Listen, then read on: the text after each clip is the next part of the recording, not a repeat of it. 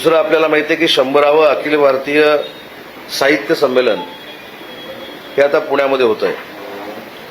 काल या साहित्य संमेलनाच्या बाबतीमध्ये मला माननीय एकनाथ शिंदे साहेबांचे स्पष्ट निर्देश होते की मराठी साहित्य परिषदेबरोबर बैठक घेऊन 100वे जे संमेलन आहे हे मोठ्या आगळ्या वेगळ्या पद्धतीनं आणि मराठी भाषेच्या निमित्तानं साता समुद्रापलीकडे जाणारं असावं यासाठी नियोजन करावं आणि म्हणून माननीय मुख्यमंत्री देवेंद्रजींच्या नेतृत्वाखाली, शिंदे साहेबांच्या नेतृत्वाखाली आणि सुनेत्रा वहिनींच्या नेतृत्वाखाली काल मी त्यांचा प्रतिनिधी म्हणून पुण्यामध्ये या सगळ्या या संस्था आहेत त्यांच्या बैठकीला उपस्थित होतो।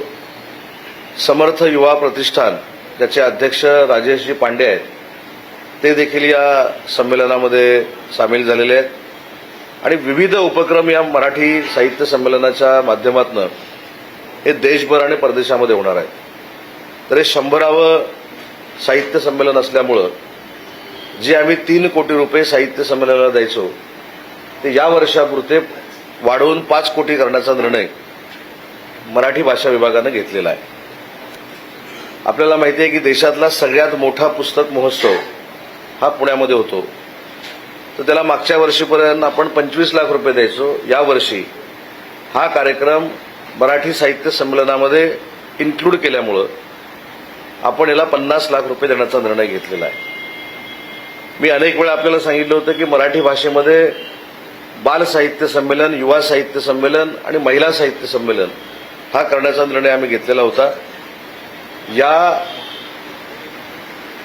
साहित्य संमेलनाचं औचित्य साधून मराठी भाषेनं एक ऐतिहासिक निर्णय घेतलाय आणि तो म्हणजे जी आपली 13 विद्यापीठ आहेत त्या विद्यापीठांमध्ये विद्यार्थ्यांना बरोबर घेऊन युवा विद्यार्थी साहित्य संमेलन जी आमची संकल्पना होती ती 13 ठिकाणी करण्याचा आम्ही निर्णय घेतलाय आणि त्यासाठी प्रत्येक विद्यापीठाला मराठी भाषा विभागाकडनं 25 लाख रुपये देण्याचा नियोजनासाठी आम्ही निर्णय घेतलेला आहे।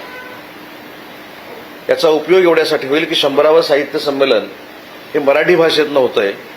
हे जगातलं असं एक मातृभाषेचं संमेलन आहे की जे फक्त आपल्या महाराष्ट्रामध्ये होतं आणि ते 100वे साहित्य संमेलन आहे। अजून एक त्यांची संकल्पना होती की 99 साहित्य संमेलन ही पूर्ण देशभरामध्ये घेत आहे। त्याच्यामध्ये उदाहरणार्थ कामगार संमेलन असेल, जी आमची संकल्पना आहे, वारकरी संमेलन असेल, संत संमेलन असेल, महिला संमेलन असेल, त्याच्यानंतर विद्यार्थी संमेलन असेल, विद्यार्थी संमेलनाचं मी आपल्याला सांगितलं, उद्योग संमेलन असेल, तर यासाठी त्यांना जास्त निधी आवश्यक होता, परंतु तेवढा काय आम्ही देऊ शकलो नाही।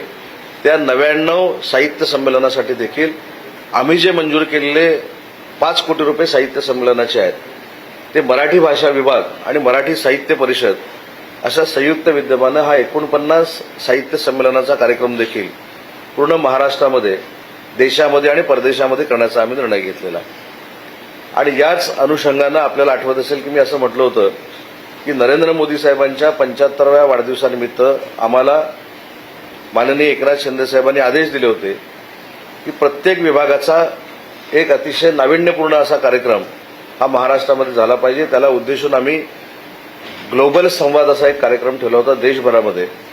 त्यालाच अनुसरून 12 देशातली 12 संमेलनं परदेशात ही करण्याचा निर्णय हा आम्ही घेतलाय आणि त्याच्यामध्ये शासकीय निधी आम्ही खर्च करणार नाही आहोत। आम्ही जे उद्योजक आहेत त्यांना आम्ही विनंती करणार आहोत की परदेशातल्या आमच्या ह्या साहित्य संमेलनांना आपण मदत करावी।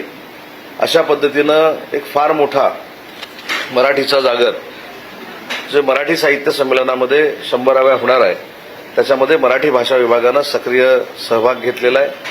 परंतु हे करत असताना अजून एक प्रामाणिकपणानं सांगेन, जो काल मला प्रश्न विचारण्यात आला की मराठी साहित्य संमेलनाचे अध्यक्ष कोण असावे, तर या बाबतीमध्ये मराठी भाषा विभागाचा अध्यक्षपदाशी सुतरामही संबंध नाही।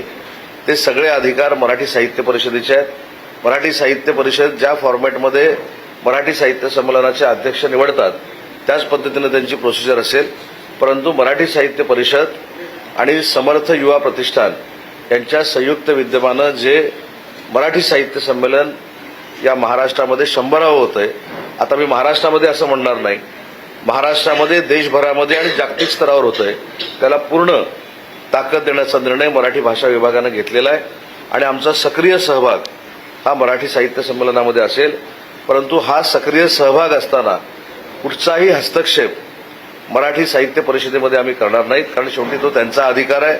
त्यांनी ते साहित्य संमेलन करायचं आहे. या साहित्य संमेलनामध्ये बाकीची राजाश्रयाची ताकद उभी करण्याची जबाबदारी ही महाराष्ट्र शासन म्हणून आमची आहे. परंतु जे मराठी साहित्य परिषदेला स्वायत्त अधिकार आहेत आणि ते ज्या पद्धतीनं हे संमेलन करत आलेले आहेत अशाच पद्धतीचं हे संमेलन असेल. फक्त आमची त्यांना मदत असेल. कुठेही शासनाचा हस्तक्षेप, मंत्र्यांचा हस्तक्षेप किंवा पुढाऱ्यांचा हस्तक्षेप किंवा पक्षीय हस्तक्षेप या मराठी साहित्य संमेलनामध्ये आमचा कोणाचाही असणार नाही.